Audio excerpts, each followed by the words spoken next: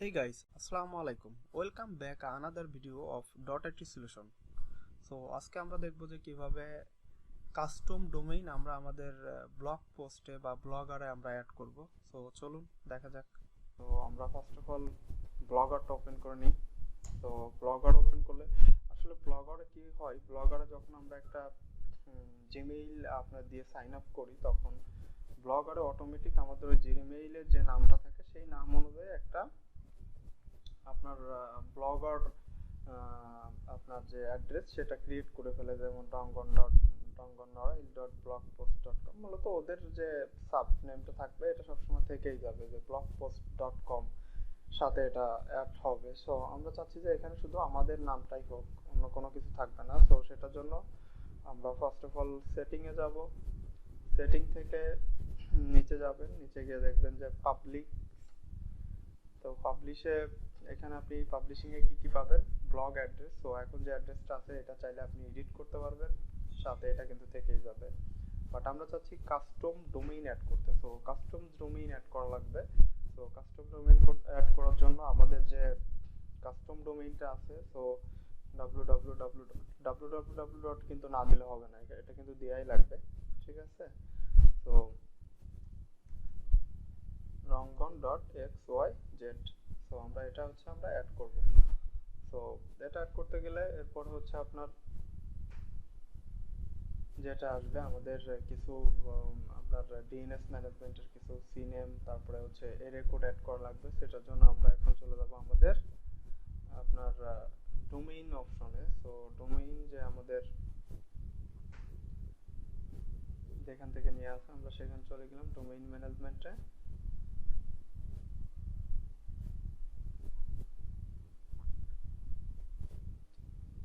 নেটটা মেবি একটু স্লো, যার কারণে কাজ করতেছে ধীরে।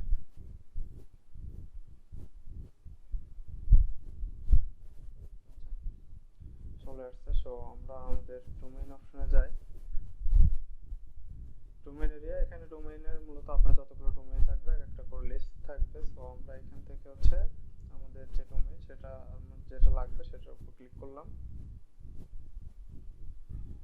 সরি, এখান থেকে চলে যাই আমরা ম্যানেজ ডোমেইন। সো ম্যানেজ ডোমেইনে যাওয়ার পর আমাদের যেটা করতে হবে DNS management. So DNS manage করতে হবে আমাদের। ডিএনএস ম্যানেজে এখানে যদি আপনার কোনো রেকর্ড আগে থেকে থাকে সেগুলো ডিলিট করে দিবেন, নাহলে আমরা এখন নতুন রেকর্ড অ্যাড করব। So add record. আর এর আগে একটা কথা, সেটা আপনার যে নেম সার্ভার।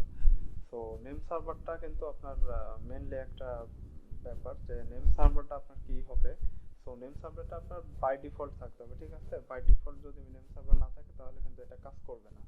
তো আপনার নেম সার্ভার অবশ্যই বাই ডিফল্ট আমাদের যে এই যে আইটি নোটস যে মেন সার্ভার নেম সার্ভার ওদের সার্ভারটা কিন্তু দেওয়া আছে, মানে আপনি যে যাদের থেকে আপনার ডোমেইনটা কিনতেছেন তাদের সার্ভারটা এক থাকা লাগবে। আপনি যদি অন্য কোনো সার্ভারের বা অন্য কোনো হোস্টিং এর যদি আপনার নেম সার্ভার অ্যাড করা থাকে তাহলে কিন্তু ওদের সাথে কানেক্ট হয়ে যাবে, আপনার কিন্তু ব্লগ পোস্টে আসবে না। সো ডিফল্ট যে কানেকশন আছে সেটা রাখবেন। তারপর আমরা রেকর্ড গুলো অ্যাড করব। সো ফার্স্ট অফ অল আমরা যেটা করব আমাদের এটা নেম সার্ভার অ্যাড করব। সো নেম সার্ভারের জন্য প্রথমে যে আপনার এটা আছে সেটা www ডট, এরপর আমাদের এটা কি সিনেম, এখানে দেখবেন দেয়া আছে এটা সিনেম, ঠিক আছে।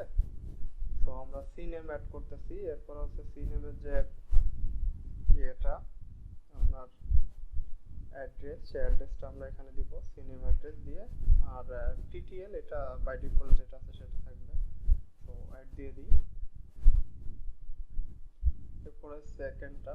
তো সেকেন্ডটার জন্য আমাদের যে সেকেন্ড নেম, সো নেমটা এই পর্যন্ত। তো এটা আমরা কপি করে নিব। নেম এটাও কিন্তু সি নেম, ঠিক আছে। সি নেম দিলাম। এরপর আমার সি নেমের যে অ্যাড্রেসটা কপি করলাম। সো অ্যাড্রেসটা এখানে অ্যাড করলাম।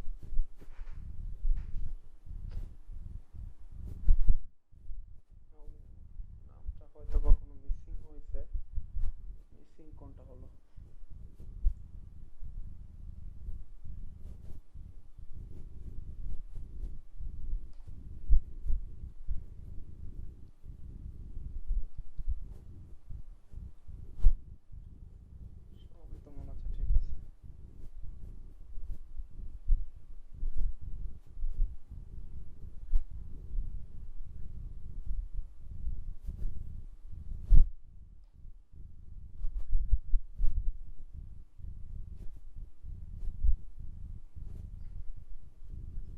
অ্যাড করে দিই।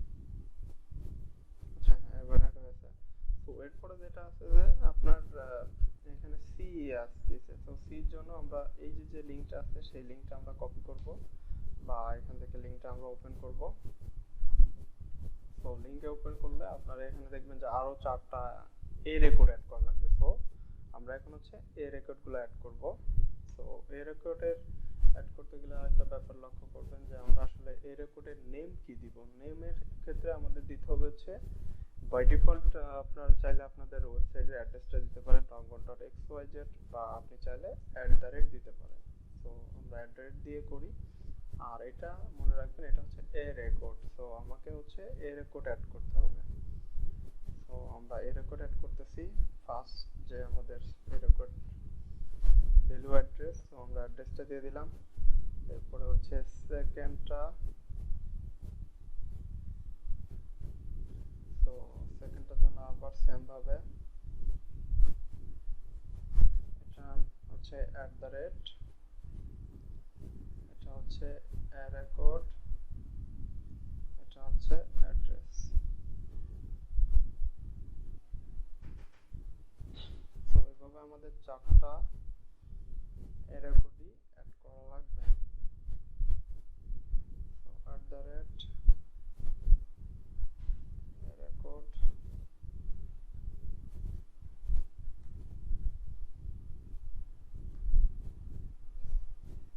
তো লাস্ট অন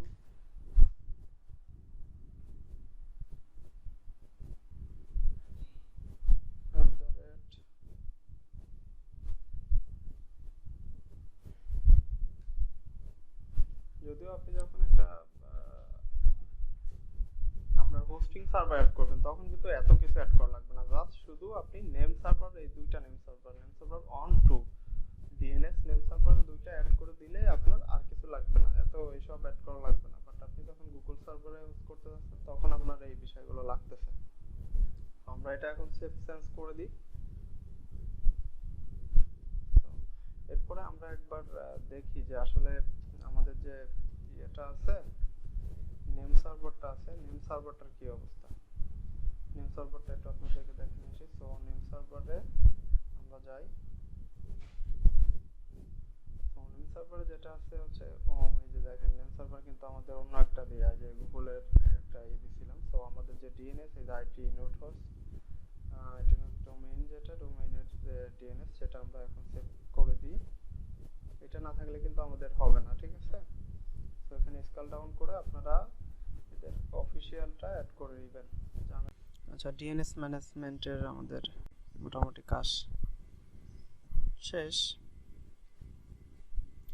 এখন আমরা হচ্ছে যাব আমাদের ব্লগার থেকে আমরা সেভ দিব। অনেক সময় সেভ হবে না, 24 ঘন্টা বা 48 ঘন্টা পর্যন্ত টাইম লাগবে।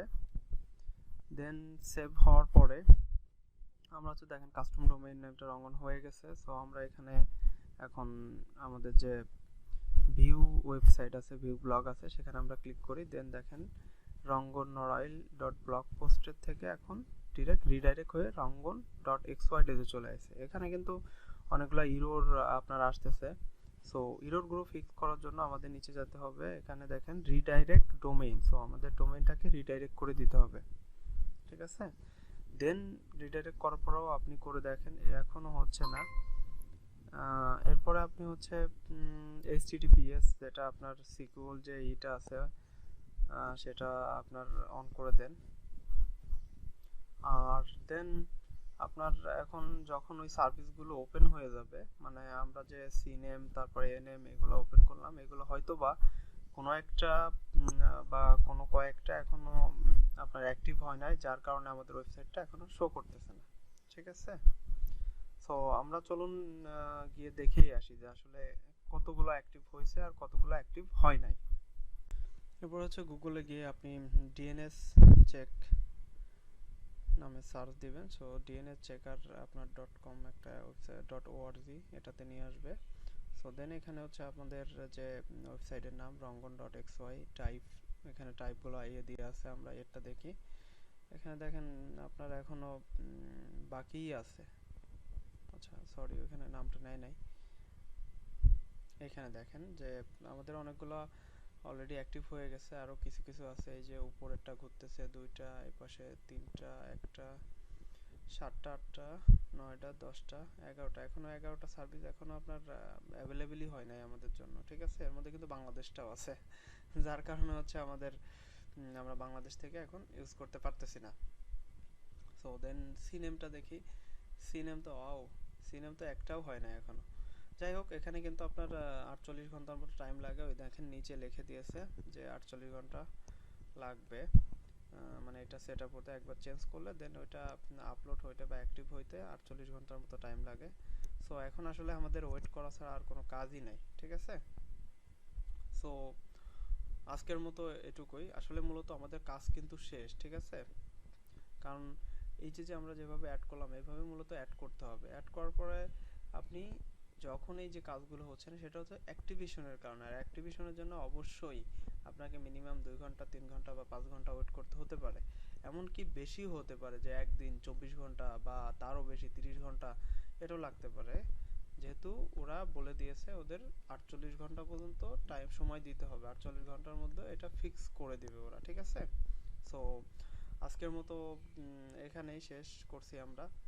আর মূলত এটা শুধুমাত্র ব্লগ পোস্টের জন্য এভাবে কাজ করা লাগে। আর যদি আপনি সাপোজ কোনো ডোমেইন হোস্টিং কিনে আপনি সার্ভারে হোস্ট করতে চান, তখন কিন্তু আর এগুলো লাগে না, এত ঝামেলা করা লাগে না।